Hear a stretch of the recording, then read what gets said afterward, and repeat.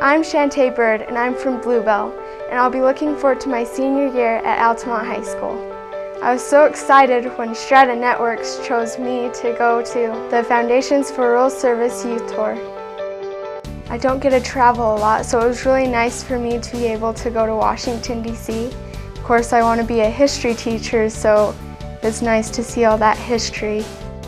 I learned that it's really important for a company like Strata Networks to focus on the rural areas because a lot of these larger companies, they only focus on the larger areas. So it's important that we get the same advantages as the people who live in the cities.